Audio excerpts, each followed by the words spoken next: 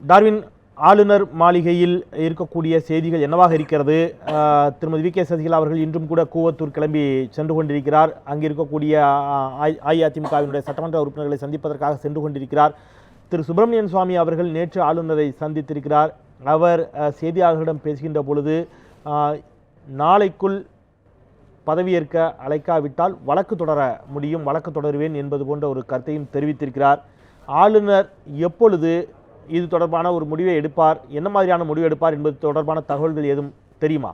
செந்தில், தற்போது இந்த பரபரப்பான சூழ்நிலையில் வந்துட்டு ஆளுநரை சந்தித்து முதல்வர் ஓ பன்னீர்செல்வம் மற்றும் அதிமுகவுடைய பொதுச் செயலாளர் சசிகலா அவர்களும் வந்துட்டு தனித்தனியே சந்தித்து தங்களுடைய கடிதங்களையும் தங்களுடைய தற்போதைய நிலவரங்களையும் விவரித்திருக்கிறார்கள். இந்நிலையில் வந்துட்டு எதிர்க்கட்சித் தலைவரான மு.க. ஸ்டாலினும் சந்தித்து தமிழகத்தில் இருக்கிற நிலையை குறித்து பேசியிருக்கிறார். மேலும் வந்துட்டு ஒரு நிலையான ஆட்சி வர வேண்டும், அதற்கான ஒரு வழிவகை ஆளுநர் எடுக்க வேண்டும் என்பதை வலியுறுத்தியிருக்கிறார்கள். இந்நிலையில் சுப்பிரமணியம் சுவாமி, அதாவது பாஜகவோட மூத்த தலைவரான சுப்பிரமணியம் சுவாமியும் ஆளுநரை சந்தித்து தமிழகத்தினுடைய நிலைமை என்ன என்பது குறித்தும், மேலும் இதுவரையும் ஏன் ஆட்சி அமைப்பதற்காக யாரையும் அழைக்கவில்லை என்பதை குறித்தும் அவர் பேசியிருக்கிறார். எனவே மேலும் அவர் நீங்கள் கூறியது போல சுப்பிரமணியன் சுவாமி அவர்கள் இன்று ஆளுநர் ஒரு அறிவிப்பை வெளியிடவில்லை என்றால் வழக்கு தொடுப்பதாகவும் அவர் தெரிவித்திருக்கிறார்.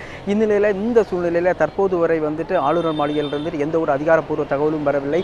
மேலும் வந்துட்டு ஆளுநர் மாளிகையில் வந்துட்டு இன்று அதிக அளவிலான போலீசார் குவிக்கப்பட்டிருக்கிறார்கள். மேலும் இதற்கு காரணம் என்னென்றால் நேற்று இரவிலிருந்தே சென்னை நகரை பொறுத்தவரைக்கும் ஆங்காங்கே போலீஸ் அணிவகுப்புகள்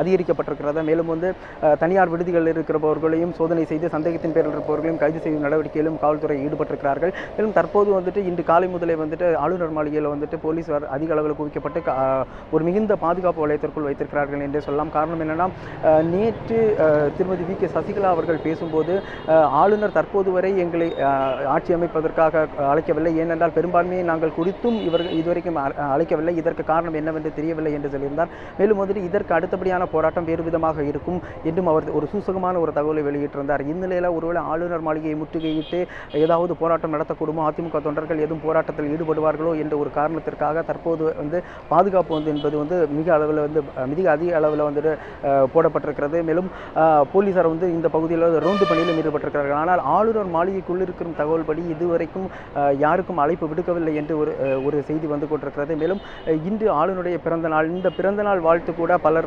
தெரிவிக்கவில்லை என்று ஒரு தகவல் கிடைத்திருக்கிறது. மேலும் குறிப்பாக ஆளுநருடைய பிறந்த நாள் இன்றைக்கு முதலமைச்சர் வாழ்த்து தெரிவிப்பது வழக்கமானால் தற்போது வரை அந்த வாழ்த்து கடிதம் வாழ்த்து கூறப்பட்டதா என்பதும் தெரியவில்லை. ஆனால் இன்று ஒரு முடிவு எடுக்கும் சூழ்நிலை இங்கு இல்லாதது மாதிரி தான் தெரிகிறது.